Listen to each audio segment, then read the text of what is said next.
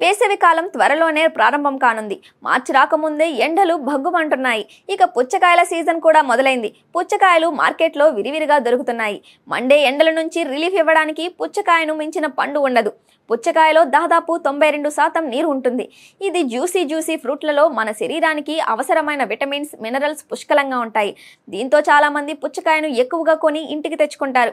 European food safety authority ప్రకారం ఎరిథ్రోసిన్ను E127 అంటారు. దీనిని కొన్ని కాక్టైల్ సిరప్లలో మాత్రమే ఉపయోగించాలి. కానీ భారతదేశంలో పుచ్చకాయకు ఎరుపు రంగు రావడానికి ఎరిథ్రోసిన్ కలుపుతారు. ఎరిథ్రోసిన్ శరీరానికి అనేక విధాలుగా హాని కలిగిస్తుంది. దీనిని పుచ్చకాయలో ఇంజెక్ట్ చేస్తారు. దీని కారణంగా లోపల పుచ్చకాయ రంగు ఎర్రగా మారడం ప్రారంభమవుతుంది. ఎరిథ్రోసిన్ పెద్ద మొత్తంలో శరీరంలోకి ప్రవేశిస్తే అది శరీరానికి హాని కలిగిస్తుంది. ఎలుకలపై చేసిన కొన్ని పరిశోధనలలో ఎరిథ్రోసిన్ క్యాన్సర్ కారక భాగాలను కలిగి ఉందని కూడా తెలిపారు. అంటే ఇది క్యాన్సర్ ప్రమాదాన్ని పెంచుతుంది. అయితే మానవులలో దాని క్యాన్సర్ ప్రభావాలపై ఎటువంటి పరిశోధనలు లేవు. అయినప్పటికీ దానిని నివారించాల్సిన అవసరం ఉంది. ఎందుకంటే అలాంటి కల్తీ పుచ్చకాయ కడుపు నొప్పి, వాంతులు, విరోచనాలు కారణమవుతాయి. కల్తీ పుచ్చకాయను కనిపెట్టడానికి FSSAI వీడియో విడుదల చేసింది.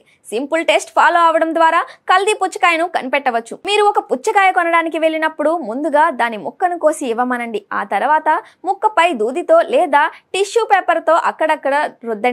దూది ఎరుపు లేదా గులాబీ రంగులోకి మారితే దానిలో రసాయనాలు కలిపారని అర్థం. దూది ఎరుపు రంగులోకి మారకపోతే అది స్వచ్ఛమైనది అని గుర్తుంచుకోండి. రసాయనాలతో ఇంజెక్ట్ చేసిన పుచ్చకాయలు త్వరగా పాడైపోతాయి. దీనివల్ల వాటిలో ఫంగైస్ పెరిగే ప్రమాదం ఉంది. ఇలాంటి పుచ్చకాయల్ని తినడం వల్ల ఫుడ్ పాయిజనింగ్ అయ్యే ప్రమాదం ఉంది. దీని కారణంగా వాంతులు, విరోచనాలు, మలబద్ధకం సమస్యలు, కడుపు ఇన్ఫెక్షన్ వంటి సమస్యలు తలెత్తవచ్చు.